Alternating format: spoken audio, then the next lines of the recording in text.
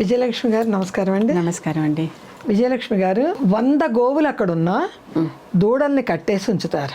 దూడల్ని వదలగానే ఆ తల్లి దగ్గరికే వెళ్ళి ఉంచుంటారు. వెళ్తాయి. అవును. కర్మ కూడా అలానే ఆ మనిషి దగ్గరికి వాళ్ళు చేసుకున్న కర్మ వెళ్ళి నిలబడుతుంది అంటారు. ఎప్పుడూ కూడా చేసిన కర్మము చెడని పదార్థము చేరును నీ వెంట అని ఓ తత్వం ఉన్నది.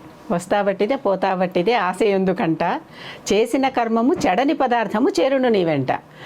మనం ఏ కర్మ చేశామో అది చెడదు, అది మనతోనే ఉంటుంది. అది శుభకర్మ కానీ అశుభకర్మ కానీ ఆ ఫలితం కూడా మనం అనుభవించాల్సిందే. అంటే కర్మఫలం నువ్వు అనుభవించకు, నీకేం సంబంధం లేదని భగవద్గీతలో కృష్ణుడు చెప్పాడు. కర్మణ్యే వధికారస్తే మా ఫలేషు కదాచన అని ఆయన అది ఒక శ్లోకం ఉంది. అక్కడ దాన్ని బట్టి ఏమిటి చెప్తోంది, సాంఖ్యయోగంలో చెప్తాడు ఈ మాట. దీన్ని బట్టి ఏం తెలుస్తోంది మనకి, కర్మ చెయ్యి, ఫలితాన్ని నాకు వదిలే, నేను చూసుకుంటా. అలా చేసినటువంటి కర్మలకి మనం మనకి అవకాశం వచ్చింది కనుక ఆ కర్మ చేసాం, మళ్ళీ ఫలితాలు ఆయనవి అని వదిలేసేస్తే అది మనకు అంత అంటే ఫలాపేక్ష లేని కర్మ మనని అంటదు. అలా కాకుండా ఇది మనకే, నాదే, ఎప్పుడైతే నేను అనేది ఎంటర్ అయిందో అక్కడి నుంచి ఆ కర్మ మనకు అంటుకుంటుందండి. నేను అనేది జిగురు లాంటిది అనమాట. అహం అహం ఎప్పుడే, అహం కూడా ఉంటుంది, అహం ఎప్పుడు పోదు. అహంకారం చేరితే అప్పుడు అంటుకుంటాయి అవన్నీ. ఇప్పుడు ఏదైనా సరే ఎప్పుడు ఆ కర్మ ఎక్కడి నుంచి ఎప్పుడు వస్తుందో తెలియదు, జన్మాలకి వస్తూ ఉంటుంది. జన్మాలకి ఇక్కడ ఒక ధృతరాష్ట్రుడు కథ ఒకటి చెప్తా. కథ కాదు, అసలు భారతంలో ఉన్నది ఇది. ధృతరాష్ట్రుడు 100 మంది పిల్లల్ని కోల్పోయాక ఏడుస్తూ కృష్ణుడు వీళ్ళందరూ పరామర్శకు వస్తారు. పరామర్శకు వచ్చినాక కృష్ణుడిని అడుగుతాడు, నువ్వు పక్క నుండి నా 100 మంది పుత్రుల్ని చంపిస్తావా, నేనేం పాపం చేశాను అంటాడు. నువ్వు ఇప్పుడు ఏం పాపం చేయలేదు, కానీ కొన్ని వేల జన్మల కిందట పక్షి గుడ్లని 100 గుడ్లని చంపావు, నలగొట్టేశావు. ఆ పక్షి బాధపడింది పిల్లలు చచ్చిపోతే. కనుక ఆ పక్షి బాధ నీకు తెలియాలంటే నీకు కూడా అటువంటి పుత్రశోకం కలగాలి. ఆ పుత్రశోకం కోసం ఇన్ని వేల కింద ఎప్పుడుదో జన్మల్లో తీసుకొచ్చి నాకు ఇప్పుడు అంటగడుతున్నావా, ఏమన్నా నీకు దీంట్లో న్యాయంగా కనిపిస్తోందా? వేల జన్మలకి ఎన్ని జన్మలైనా సరే అవశ్యం అనుభోక్తవ్యం కృతం కర్మ శుభాశుభం. తప్పనిసరిగా చేసిన కర్మని అనుభవించి తీరవలసిందే. జనకుడు కథలో కూడా చెప్పుకున్నాం చూడండి, నాకు యోగం అయ్యా అది పట్టుతుంది వదలదు, నాకు భోగమే ఒక యోగం అన్నాడు. అలాగే శుభకర్మ పట్టుకున్నా అలాగే పట్టుకుంటుంది, అశుభకర్మ పట్టుకున్నా ఈయనకు అలాగే పట్టుకుంది. మరి నీకు 100 మంది పుత్రులు కలగాలంటే నువ్వు అంత పుత్రుడు కలగాలంటే ఎంతో పుణ్యం చేయాలి సంతానం పొందటానికి. 100 మంది పుత్రులు కలగాలంటే ఎంత పుణ్యం సంపాదించుకుని ఉండాలి. నువ్వు అంత పుణ్యం సంపాదించుకునేదాకా ఆగి నీకు 100 మంది పుత్రులు పుట్టాక వాళ్ళింత చక్కగా మంచి యోధుల్లాగా తయారయ్యాక, పెద్దవాళ్ళు అయ్యాక, అంటే వాళ్ళకు కూడా పిల్లలు పెళ్ళిళ్ళు మనవాళ్ళు అందరూ వచ్చేసారు అప్పటికే. అయిపోయాక అప్పుడు ఆ 100 మందిని చంపితే ఆ పక్షి శాపం అప్పుడు తీరింది. ఆ పక్షి కడుపు కొట్టిన పాపం అప్పుడు తీరింది. ఏనాటి పక్షి శాపమో. అంటే ఏమవుతుంది ఇక్కడ, ఎప్పటికైనా వదలని పదార్థం అదే జిగురు అని చెప్పా కదా, అది పట్టుకుంటే ఈ రోజుల్లో కూడా అలా ఉంటుందంటారా? ఆ రోజుల్లో నేను ఎప్పటికీ అలాగే ఉంటుంది, అది వదలదు ఎప్పటికీ. మధ్యలో ఇంకోసారి కూడా మనం చెప్పుకున్నాం, మన జేబులో ఉన్న 100 రూపాయలు మనవి కాదు, దానం చేసిన 100 రూపాయలే మనవి. అది ఎక్కడికి వెళ్ళినా మనకి ఆ కరెన్సీ ఏ ప్రాంతానికి వెళ్తే ఆ ప్రాంతాల్లో ఆ పుణ్య కరెన్సీ మారిపోంటూ మనకు వస్తుంది. ఆ 100 రూపాయలే ఉంటుంది. అది ఏ లోకంలో అయినా అంటే ఏమంటారు, దానికి మార్పిడి విలువ ఉన్నటువంటి కరెన్సీ అది. ఈ 100 రూపాయలు మన జేబులో ఉన్నది మనతోనే ఉంటుంది, మనం ఎవరికి దానం చేయం, మన జేబులో పెట్టుకుంటాం, ఇది ఇక్కడే అయిపోతుంది. దీనికి ఫలితం ఏమి ఉండదు. దానం చేస్తే ఫలితం వస్తుంది, జేబులో ఉండదు, ఫలితం రాదు. కనుక ఈ కర్మ ఎన్నాళ్ళకి వదలదన్నానే. ఎందుకంటే ఈ మధ్యన లేటెస్ట్గా ఒక ఇష్యూ జరిగింది కదా, ఒక సినిమా హాల్లో అనుకోని దుర్ఘటన ఒకటి జరిగింది. ఒకళ్ళకి ప్రాణం పోయింది. వాళ్ళు ఏం చేశారో పని పాపం మనకి తెలియదు. ఇప్పుడు ధృతరాష్ట్రుడికే తెలియదు వేల జన్మల క్రితం ఏం చేసుకున్నాడు. వాళ్ళకి ప్రాణం పోయింది. చాలా కష్టం కలిగింది. ఎంత కష్టం, చాలా కష్టం కలిగింది. కుటుంబమే చిన్నమైనట్టు అయిపోయింది, దిక్కులేనట్టుగా అయిపోయింది. ఇంకోవైపున అవతల కేసు చూస్తే వాళ్ళకి పరువు పోయింది, నష్టం వచ్చింది. అవును, ఎంతో ధనము, అర్ధబలము అన్నీ ఉన్నాయి. అదే చెప్పేది, మనల్ని దాపుకునేవి, మనల్ని కాపాడేవి అంగబలము కాదు, అర్ధబలము కాదు, ఏమీ కాదు, మన శుభకర్మ మాత్రమే.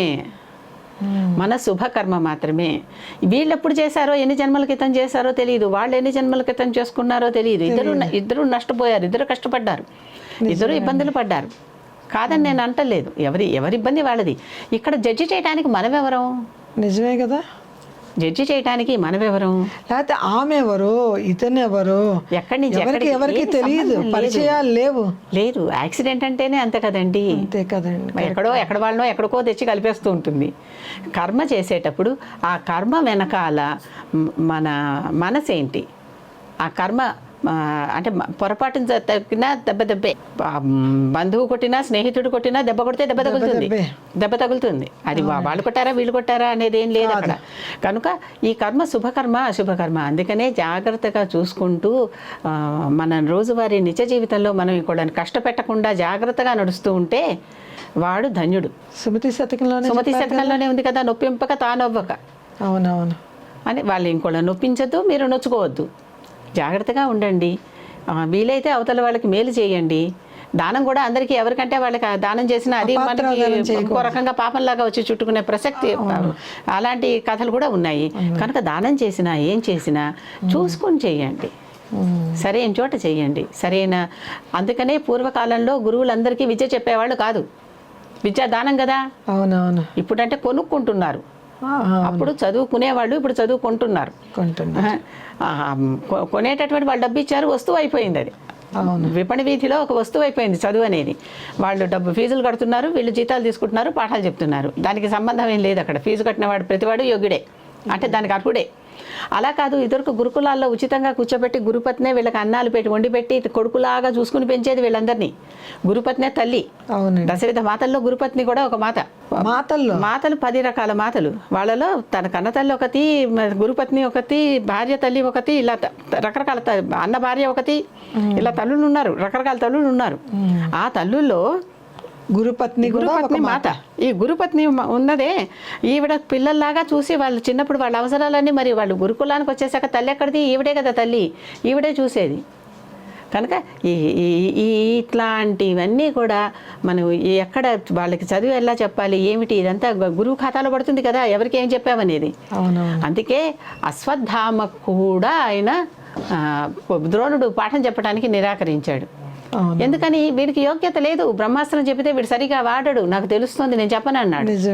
అర్జునుడికి చెప్తాను కానీ అశ్వత్థామకి చెప్పను అన్నాడు. తల్లి కదా గోల చేసి ఆ కృపి కాడ వెళ్ళబడి ద్రోణుడి చేత చెప్పిస్తే ఆ నేర్చుకున్న విజయను ఎట్లా తప్పుగా వాడాడో చూడండి. అవును కదా. కనుక అందుకనే ఏది దానం చేసినా పాత్రత నెరిగి దానము అది చేయాలి. లేకపోతే ఆ కర్మ మనల్ని వెంటాడుతుంది, మళ్ళీ ఆ పాపం మనం మొయ్యాలి. కర్మ నుంచి ఎవరు తప్పించుకోలేరు. కర్మ నుంచి దేవీ దేవతలే తప్పించుకోలేదు కదండి. ధృతరాష్ట్రుడు ఇక్కడ రాజే ఒక చిన్న కథ చెప్తా, చెప్పండి. భృగుపత్నిని విష్ణుమూర్తి ఒకసారి చంపాల్సి వచ్చింది. భృగుపత్నిని, ఆవిడ పేరు ఖ్యాతి. ఈ భృగు లేని సమయంలో ఆశ్రమంలో విష్ణుమూర్తి వచ్చి అసురులందరినీ చంపేస్తుంటే వాళ్ళందరూ భృగుపత్ని కాళ్ళ మీద పడి రక్షించండి అమ్మా అని వేడుకున్నారు. పాపం తల్లి కదా కరిగిపోయి, తల్లి అంటే కన్నతల్లి కాదు, ప్రతి స్త్రీ తల్లే కదండి, మాతృహృదయం. ప్రస్తుతం అక్కడ ఆమె తల్లి ఉంది. ఆ రాక్షసులందరికీ ఆశ్రమంలో రక్షణ ఇచ్చింది. విష్ణుమూర్తి వచ్చాడు సుదర్శనం పట్టుకుని వచ్చి వాళ్ళని వదులు, నేను చంపేస్తానన్నాడు. చంపేస్తానంటే ఎట్లా నేను వాళ్ళకి రక్షణ ఇచ్చా, వదిలేసి వెళ్ళిపో, కావాలంటే భృగు వచ్చాక మీరు చూసుకోండి అన్నాడు. లేదు నువ్వు నాకు అడ్డంగా ఉన్నావు, నాకు అడ్డం లే, వాళ్ళని నరకాలి నేను ఇప్పుడు అన్నాడు.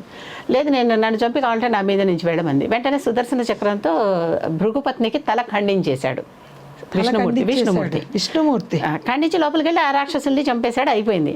భృగు వచ్చాడు, నాకు పత్ని వియోగం తెస్తావా, నీకు భార్యాభర్తలు విడగొట్టి పత్నిని చంపేశావా, నీకు కూడా పత్ని వియోగం కలుగాక అన్నాడు. అందువల్ల అప్పుడు దండం పెట్టి తప్పకుండా నా అవతారాల్లో నేను పత్ని వియోగాన్ని స్వీకరిస్తాను అని దండం పెట్టాడు. రామాయణం వెంటలా.